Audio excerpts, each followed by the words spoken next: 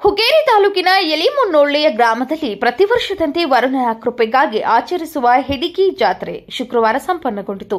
ಬೆಳಗ್ಗೆ ಗ್ರಾಮ ದೇವತೆ ಎರಡು ಮಹಾಲಕ್ಷ್ಮಿ ಹಾಗೂ ರಾಮಲಿಂಗೇಶ್ವರ ದೇವರು ಸೇರಿದಂತೆ ಗ್ರಾಮದ ಎಲ್ಲಾ ದೇವರಿಗೆ ಜಲಾಭಿಷೇಕ ಹಾಗೂ ಪಂಚಾಮೃತ ಅಭಿಷೇಕ ಮಾಡುವ ಜೊತೆಗೆ ಧಾರ್ಮಿಕ ವಿಧಿವಿಧಾನಗಳೊಂದಿಗೆ ಮಂಗಳಗೊಂಡಿತು. ಉತ್ತಮ ಮಳೆಯಾಗಲಿ ಹಾಗೂ ಬೆಳೆಗಳು ಸಮೃದ್ಧವಾಗಿ ಬರಲಿ ಎಂದು 5 ಶುಕ್ರವಾರ ಗ್ರಾಮಸ್ಥರು ಪಾಲಿಸುವ ದಿನದಂದು ಗ್ರಾಮದಲ್ಲಿ ಎತ್ತುಗಳಿಗೆ ನೊಗ ಜಲಾಭಿಷೇಕ, ಪಂಚಾಮೃತ ಅಭಿಷೇಕ, ಉತ್ತಮ ಮಳೆಗಾಗಿ ಪ್ರಾರ್ಥನೆ, ಭಕ್ತರಿಗೆ ಮಹಾಪ್ರಸಾದ ಹಾಕುವಂತಿಲ್ಲ ಹಾಗೂ ಕೃಷಿ ಚಟುವಟಿಕೆಗಳಲ್ಲಿ ಕೆಲಸ ಮಾಡುವಂತಿಲ್ಲ ಎಂಬ ಪ್ರತೀತಿ ಇದೆ.